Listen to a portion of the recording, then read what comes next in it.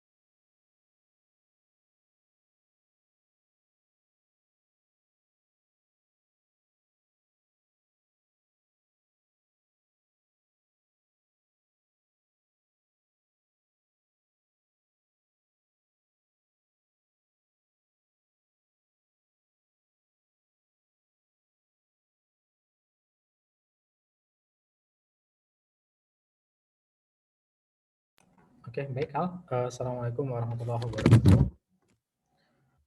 Alhamdulillah alamin. Wahdahu wassalatu wassalamu ala asyrofil anbiya'i wassalamu wa ala alihi wa ashabihi man tabi'a bi ihsan ila yaumil. Pertama, mari kita ucapkan syukur Allah kepada Allah Subhanahu wa taala atas segala nikmat yang Allah berikan kepada kita semuanya. Kemudian salawat dan salam kepada Nabi Muhammad sallallahu alaihi wasallam. Allahumma shalli ala Muhammad wa ala ali Muhammad. Yang saya hormati Fatimah Al-Mukarramah dan juga Bu Febi. Di sini saya akan mencoba menjelaskan, sebenarnya lebih kita sharing aja ya, karena memang saya juga mungkin bukan yang terbaik dalam menjelaskan. Jadi nanti kita sharing saja. Dan pada intinya adalah memang kita besok akan mengisi materi. Jadi berharap kita mempelajari terlebih dahulu dan membaca ya sebelum kita. Jadi besok itu bukan yang pertama kali kita mengetahui materi ini, tetapi yang kedua mungkin atau kalau perlu yang ketiga kali. Dalam artian kita berlatih di rumah sehingga besok itu lebih smooth gitu jalannya. Jadi mungkin ini saya tadi cari file yang saya buat ternyata nggak ketemu, terpaksa menggunakan file MSPB lagi ya. Oke, saya pakai lagi file MSPB tadi. Tadi MSPB kirim bawah itu PDF ya, udah saya buka nih. Oke, baik. Jadi memang kita buat ini judulnya bagus menurut saya, adalah meaning of life ya. Jadi topiknya adalah sebenarnya risalatul insan ya. Jadi maksud itu tentang apa manusia ya. Jadi kira-kira itu apa tujuan manusia ada di muka bumi. Jadi memang ini topiknya sangat umum sebenarnya.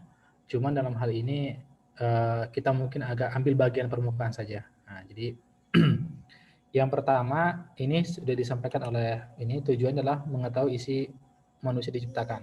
Yang kedua mengetahui sebagai hamba Allah dan khalifah di muka bumi. Dan ini diharapkan besok tidak ditunjukkan kepada siswa kita ya. Nah, jadi ditunjukkan tetapi cukup kita ketahui saja. Jadi nanti yang diambil adalah yang bagian bawah saja. Nah, jadi ini kira-kira yang akan kita jelaskan. Oke. Ini pertama kita berawal dari sebuah analogi sebenarnya ya. Ini sebelum ini analoginya pertama kita coba analogi yang lebih umum dulu gitu ya. Jadi sebenarnya kalau kita ditugaskan ke suatu tempat gitu ya, ada di suatu tempat sebenarnya kita harus tahu apa tujuan kita gitu. Kalau kita berangkat ke sekolah, kita harus tahu tujuan kita mau ngapain ke sekolah. Nah, ini sama dengan kehidupan ini. Kalau saat ini Allah berangkatkan kita ada di muka bumi, kira-kira tujuannya apa? Nah, jadi itulah yang mau kita bahas sekarang. Makanya kita katakan meaning of life, ya dalam artian meaningnya sebenarnya apa tujuannya gitu ya, apa maksudnya dan apa niatnya kita ada di sini. Dan Allah Subhanahu Wa Taala tentunya sebagai pencipta tidak mungkin menciptakan manusia dalam keadaan sia-sia untuk kesia-siaan saja, tapi pasti ada tujuannya. Oke, mungkin saya akan jelaskan pertama dari segi biologi ya. Ini dari teori Darwin dikatakan manusia adalah hewan yang dapat berpikir. Nah, oke. benarkah seperti itu? Nah, mungkin coba deh. Mungkin Alifah lagi. Fatimah, gimana menurut kamu kira-kira benar nggak nih teorinya? Manusia adalah hewan berpikir. Kira-kira benar apa enggak? Enggak dong, Pak. Tidak ya. Jadi memang kalau dikatakan di sini bahwa manusia adalah hewan yang dapat berpikir, sebenarnya itu logikanya salah jadinya. Kenapa? Karena ini berarti dasarnya hewan gitu ya. Kemudian dikasih pikiran.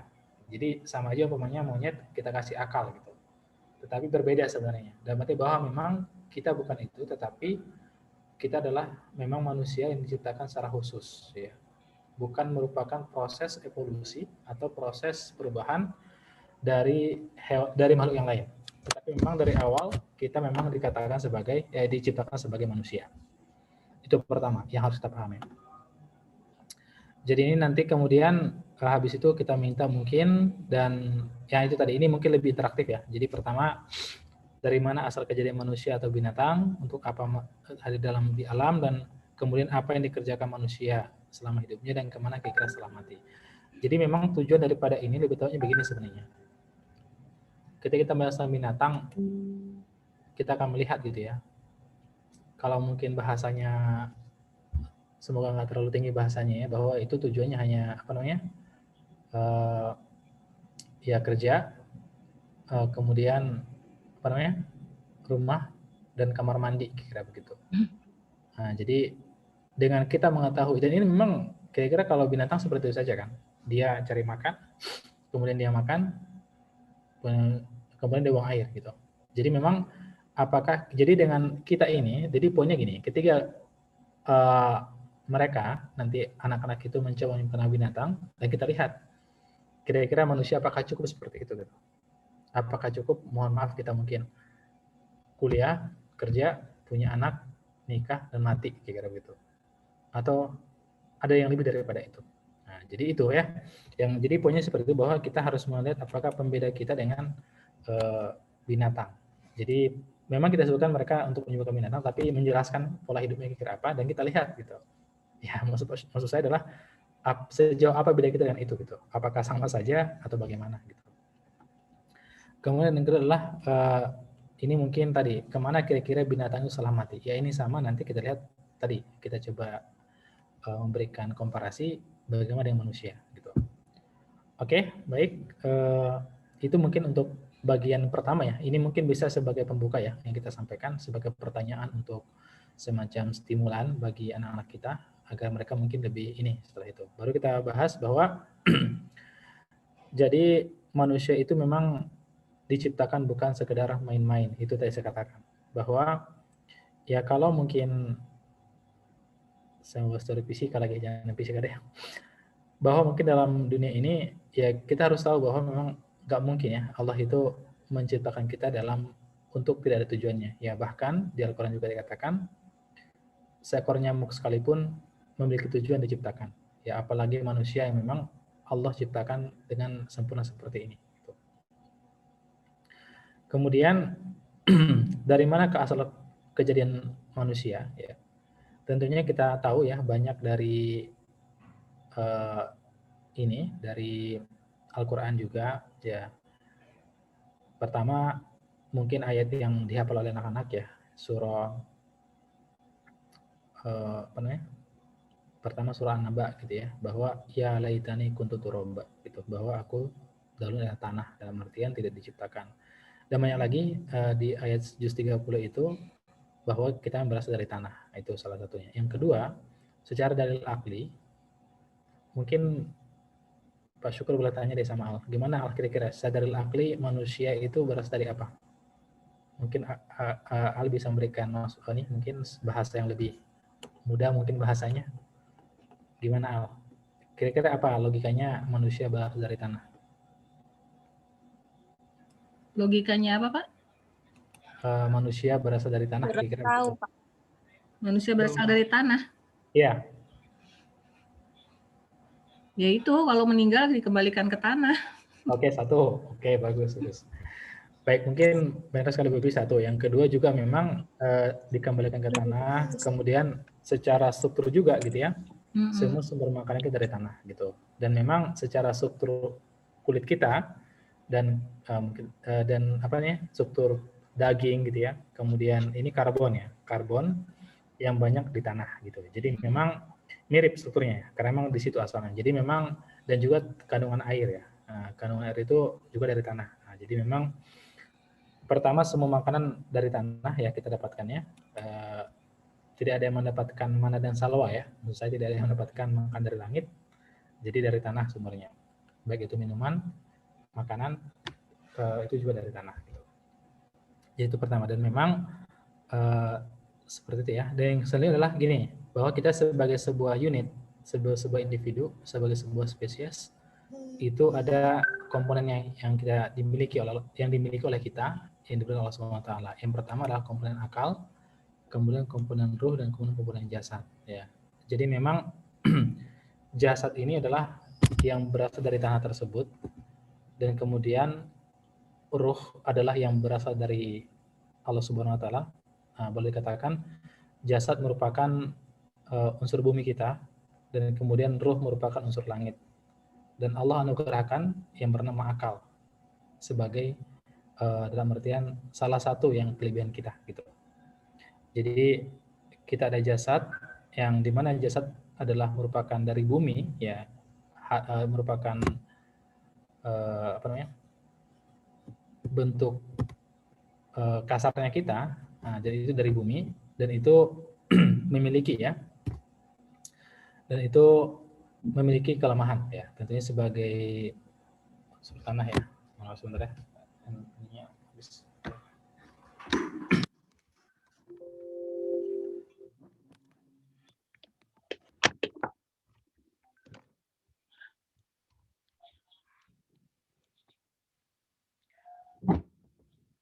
Kemudian ini ada ruh ya. Jadi memang dan itu ada ruh itu dari langit ya. Dan memang ada akal yang langsung dianugerahkan Allah ya.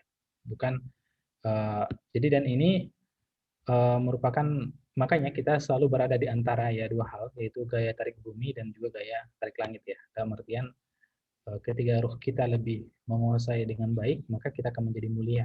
Dalam artian menjadi, boleh saya katakan mungkin orang langitan gitu ya, bahwa kita menjadi, bukan berarti di terbang ya seperti mungkin para ahli, enggak juga, tetapi mungkin para cerita terbang itu sampai saking tingginya ilmunya, tapi ada lebih kepada ya kesucian jiwa dan kemuliaan kita di mata Allah Subhanahu wa taala. Jadi memang jadi akal ini ya itulah mungkin yang dikatakan sebenarnya akal budi ya, tidak sekedar, jadi ada yang mengatakan itu otak, boleh juga, tetapi dalam artian kita pada dasarnya nggak tahu ya di mana posisinya ini, tetapi memang itu adalah cara kita berpikir yang mengontrol jasad kita. Nah, dan ruh ini ya diwakili oleh sebenarnya apa namanya, kesucian ya, dalam artian boleh dikatakan hati kita, tetapi lebih kepada dia itu untuk mengontrol akal ini gitu. Jadi ketika akal kita salah berpikir karena nafsu kita, maka ruh itu akan meluruskan, akan memberikan protes kepada kita. Oke, lanjut. Ini juga Allah itu mengistimewakan manusia, ditundukkannya alam untuk manusia Allah SWT. Ini mungkin doa yang sering kita lantunkan ketika kita akan berkendara. Apa doanya? Alhamdulillahillazi sakharana haza wa ma kunna lahu muqrinin. Nah, jadi segala puji bagi Allah yang telah menundukkan kendaraan ini bagi kami. Nah, jadi memang secara fitrah manusia itu merupakan pemimpin di atas makhluk. Makanya ya begini, saya yakin mungkin walaupun saat ini kita mungkin menonton televisi gitu ya, ada banyak robot yang ditampilkan yang merupakan kecerdasan buatan, tetapi tetap tunduk kepada manusia yang membuatnya. Nah, jadi sama, walaupun ada gajah yang besar gitu ya, walaupun ada gajah yang besar, maka walaupun ada gajah yang besar, maka tetap akan kalah ya dengan seorang anak kecil. Kira begitu. Itulah keistimewaan kita. Yang selanjutnya juga sama, Anda sekalian, dalam hal rupa juga gitu ya. Bahwa setampan-tampannya monyet gitu ya, tidak mungkin, sangat jarang, ya hampir tidak mungkin ya ada seorang wanita memilih monyet daripada seorang laki-laki. Kira begitu. Jadi begitulah Allah menciptakan kita ya, dengan memberikan keistimewaan yang luar biasa. Yang selanjutnya adalah tentang secara operasional gitu ya, bahwa orang yang tidak beriman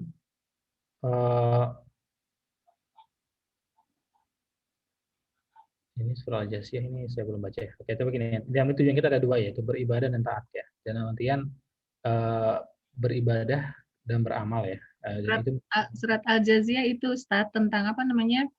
Nah, ini kan tentang kenapa manusia hadir di dunia. Jadi mereka mengatakan bahwa sesungguhnya kalau sudah mati ya mati gitu loh, nggak mungkin dibangkitkan lagi. Belum baca Bu. Oke begitu ya. Baik, oke. Baik Bu Febi. Jadi mati memang intinya hanya di dunia saja gitu ya. Intinya di dunia aja. Kemudian ini yang selanjutnya adalah tentang beribadah ini ya. Jelas mungkin yang sudah tahu ya di surah ini 51 Az-Zariyat mestinya ya. Iya Az-Zariyat. Nah, kemudian ini adalah bahwa itu kita beriman. Tujuan kita adalah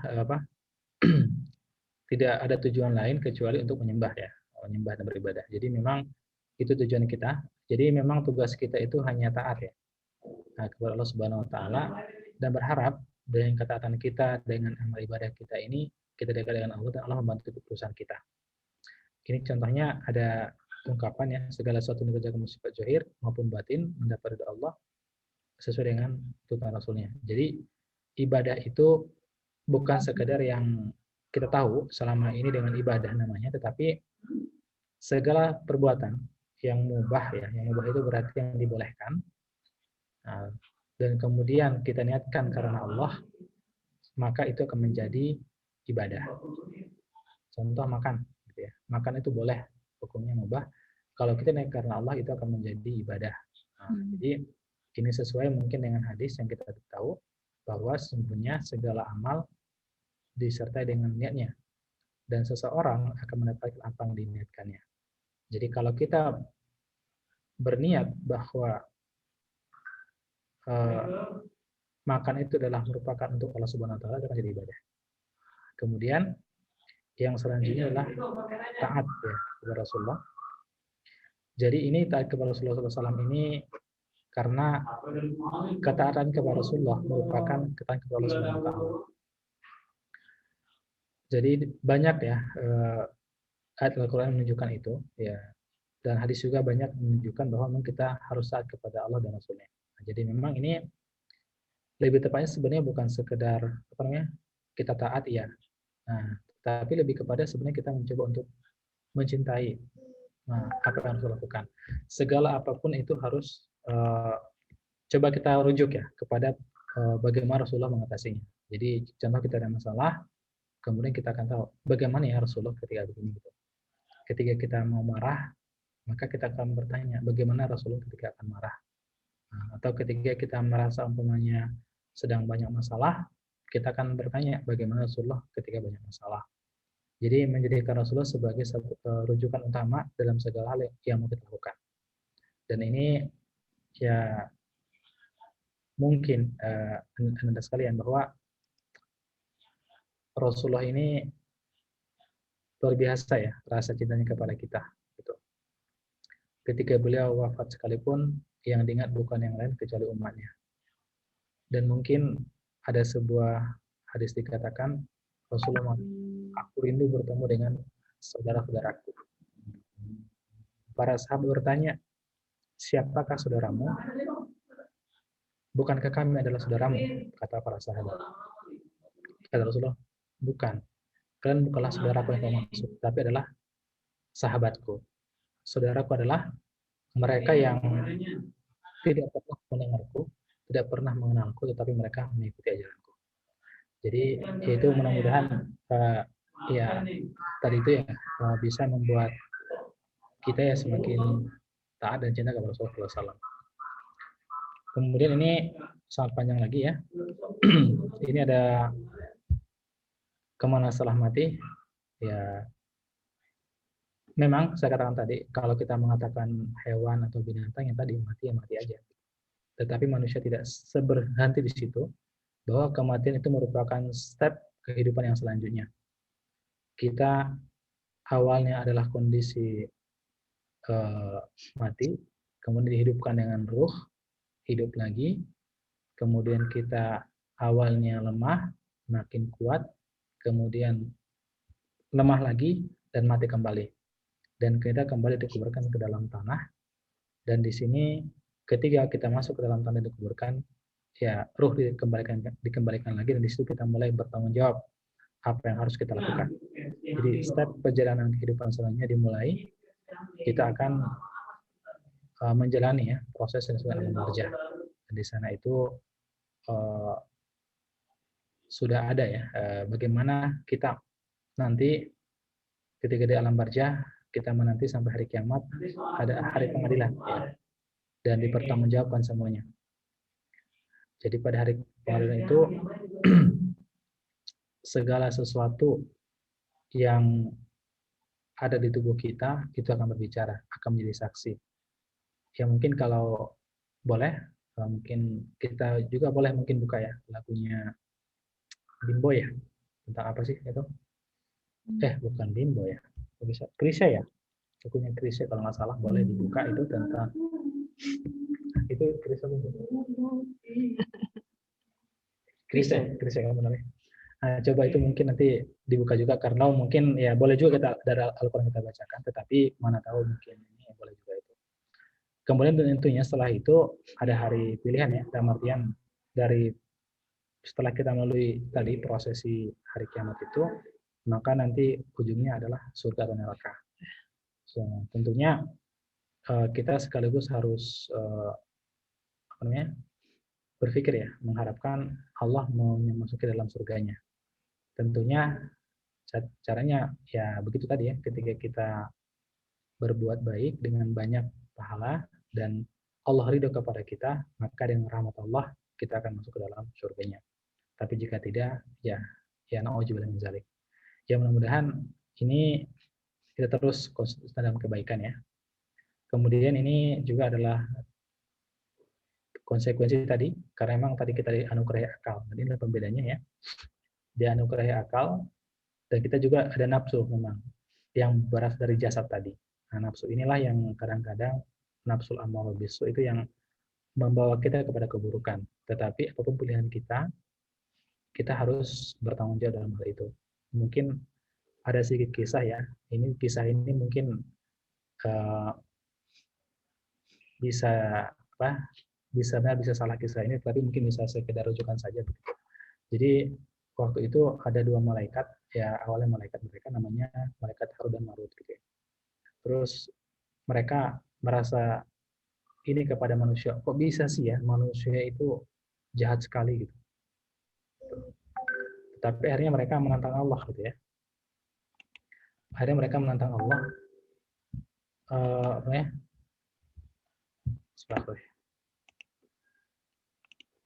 Jadi akhirnya mereka menantang Allah Subhanahu Wa Taala agar mereka diberikan nafsu juga gitu. Nah, jadi memang akhirnya ya udah gitu, mereka diberikan nafsu dan diturunkan ke bumi gitu. Yang pada akhirnya memang si malaikat ini juga yang sudah diberikan nafsu ini akhirnya bermaksiat juga. Gitu. Tetapi ini kisah ini memang perlu kita cermati apakah benar atau tidak. Tapi kira seperti itu, bahwa memang ketika Allah memberikan kita nafsu dan juga akal, maka kita harus memilih kebaikan, dan di situ tadi apapun yang pilihan kita ada ujungnya semuanya gitu. Makanya dasar pilihan kita memilih adalah kalau mungkin dikatakan dalam artian begini, segala pilihan kita itu akan mempengaruhi hati kita. Nah, kalau kita milih yang buruk, maka hati itu akan semakin gelap. Kalau milih yang baik, maka hati akan semakin cerah gitu. Jadi kalau boleh saya katakan, hati itu sebenarnya seperti cermin, dan itu tanpa noda pada awalnya. Tetapi ketika noda makin banyak sehingga cuma sedikit cermin yang bisa kita gunakan. Nah, jadi oleh karena itu kita harus menjaga agar hati kita tetap bersih. Baik, mungkin dari saya itu aja nih, Bu Febi dan Al. Kalau ada masukan boleh. Saya juga tadi saya kan bukan paling ahli ya. Ya, terima kasih. Iya Pak, terima kasih banyak. Jadi jadi banyak ini. Ada Ustadz Yusuf nih, Ustadz Yusuf Kordowi baru datang ya. Jadi apa namanya intinya dari yang Risalatul Insan ini, apa namanya, ini saya ambil resumenya aja ya supaya nanti kita dapat apa namanya, dapat gambaran ininya, ada gambaran besarnya gitu. Bahwa kita menjawab beberapa pertanyaan mendasar dari manusia sebenarnya untuk kenapa dia ada di dunia ini. Kenapa dia ada di dunia ini, apa alasannya, dan kemudian nanti setelah mati mau kemana gitu. Intinya itu aja sih sebenarnya. Jadi kalau misalnya ada apa namanya, karena kan di usia-usia yang anak-anak remaja ini itu sebenarnya tuh pertanyaan yang cukup krusial ya.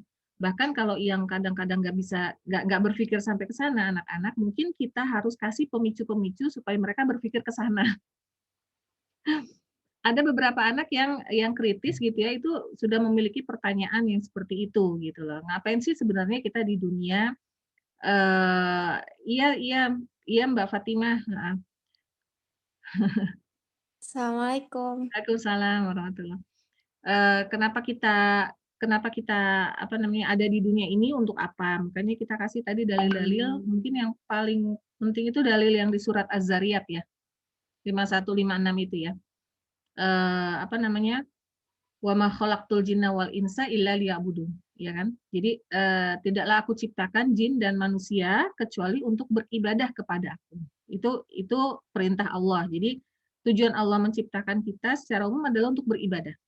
Nah, baru nanti ibadahnya itu kita breakdown untuk anak-anak. Apa sih yang disebut ibadah gitu kan? Tadi ada itunya kan?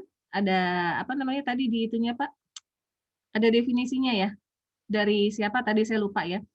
Di situ dikatakan bahwa ibadah itu adalah segala sesuatu yang kita lakukan, kita niatkan ikhlas karena Allah.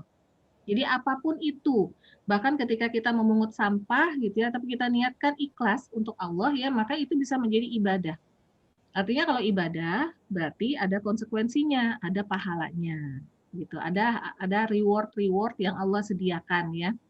Nah, jadi ibadah itu juga kita tekankan ke anak-anak dari mulai kita melek mata pagi hari, sadar gitu ya, sadar bahwa oh kita nih masih hidup, kita masih apa namanya dikasih Allah kehidupan, masih bisa bernafas, makanya langsung ada doa bangun tidur gitu kan.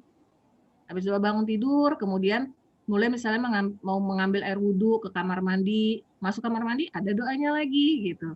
Ketika mau wudhu ada doanya lagi. Jadi yang namanya Islam itu nanti sampai seharian itu sampai akhir ketika naik tempat tidur berdoa lagi buat doa tidur. Nah, sehingga intinya kehidupan muslim itu ya seperti itu, memang intinya adalah ibadah. Ibadah di mana di sini di apa namanya diwujudkan dalam hal doa-doa.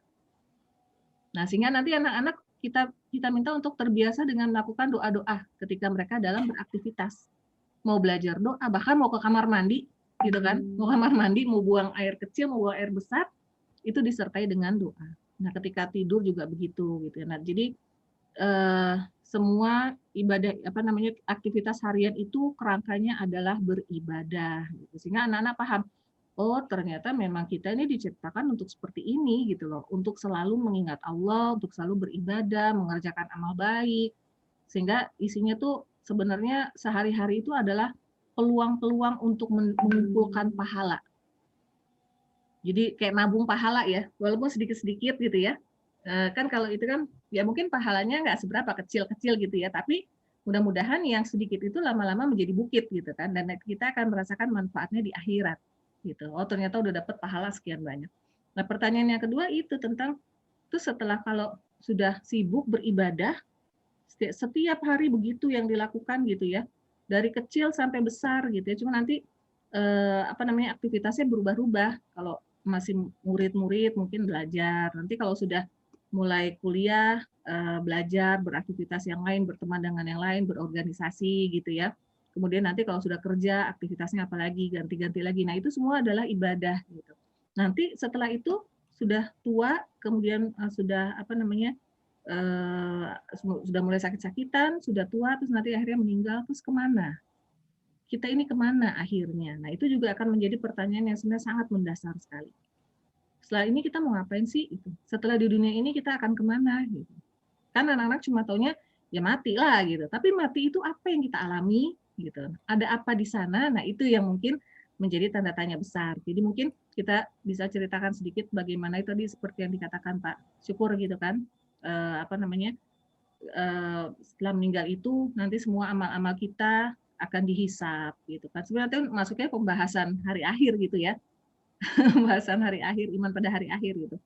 Bagaimana nanti amal-amal kita akan dihisap, akan dihitung semuanya perbuatan-perbuatan kita gitu ya, termasuk dosa-dosa kita gitu. Nah, sehingga anak-anak yang kita arahkan adalah anak-anak menjadi punya satu leadership yang kita inginkan anak-anak tumbuh leadership-nya untuk menentukan hal-hal apa yang mereka akan lakukan di dunia ini. Dengan melihat nanti ke belakang. Kalau misalnya gini targetnya atau goals-nya adalah saya mau masuk surga, maka saya akan melakukan ini gitu. Jadi kan silakan aja kalau misalnya mau disuruh di list atau gimana gitu ya. Cara masuk surganya seperti apa gitu.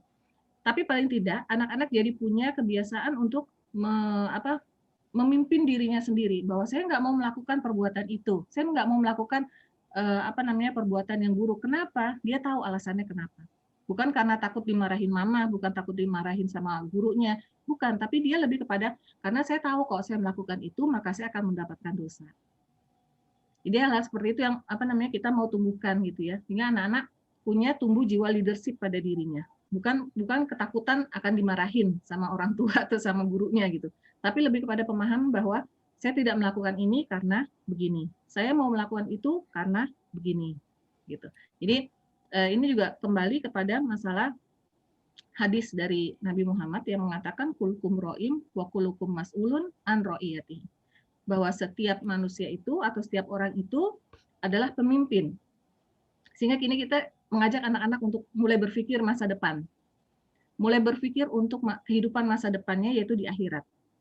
Kalau aku bilangnya mengajak anak-anak untuk menjadi orang yang futuristik. Tapi futuristiknya ini dalam kerangka agama gitu ya, bahwa kehidupan akhirat itu adalah futuristik gitu. Itu future life kita gitu kan di sana gitu. Nah, gimana kita bisa enak di sana? Nah, kita sedang menyusunnya sekarang, sedang merancang suatu kehidupan yang nikmat di kehidupan masa depan kita. Nah, itu jadi kita kemukakan juga mengenai hadis tentang kepemimpinan gitu ya, yang sesungguhnya semua manusia itu adalah pemimpin dan setiap manusia itu akan bertanggung jawab atas apa yang dipimpinnya. Siapa yang dipimpin? Nah, untuk kita tentunya diri kita masing-masing. Jadi kalau anak-anak itu ya kamu pimpin diri kamu gitu loh. Ada dua pilihan, mana yang akan kamu pilih? Apakah kamu akan melakukan perbuatan yang baik walaupun dia agak berat, ataukah kamu mau melakukan perbuatan maksiat yang kelihatannya enak di dunia gitu ya. Nah, silakan anak-anak berpikir dan supaya punya cara pandang yang akhirat gitu ya. Cara pandang ukhrawi, bukan ukhrawi ya, kalau ukhrawi mah cara pandang ini ya. Maksudnya cara pandang berpikir masa depan gitu. Yaitu di akhirat itu. Jadi kira-kira isi sebenarnya intinya itu aja. Jadi untuk supaya mereka paham keberadaan mereka di dunia untuk apa dan akhirnya nanti bagaimana. Cuma seperti itu. Jadi insya Allah terima kasih banyak buat Pak Syukur sudah memberikan ya. Jadi mudah-mudahan makin kaya ya pengetahuan kita sehingga nanti ketika kita memberikan ke anak-anak juga banyak hal yang bisa kita sampaikan gitu kepada anak-anak.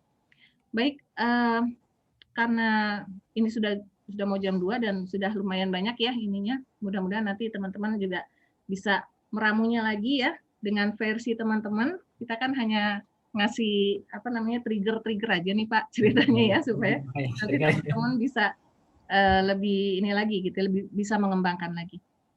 Baik, kalau Pak Yusuf ada nggak? Pak Yusuf? Ayo lo, Pak Yusuf adanya. Kayaknya nggak ada deh. Ya udahlah, nanti dikasih rekaman aja. Baik, kalau misalnya udah selesai berarti kita udah ya Pak ya? Kita Ya udah. sudahan ya. Jazakallah khair Pak Syukur. Saya tutup ya. Assalamualaikum warahmatullahi wabarakatuh. Waalaikumsalam warahmatullahi wabarakatuh.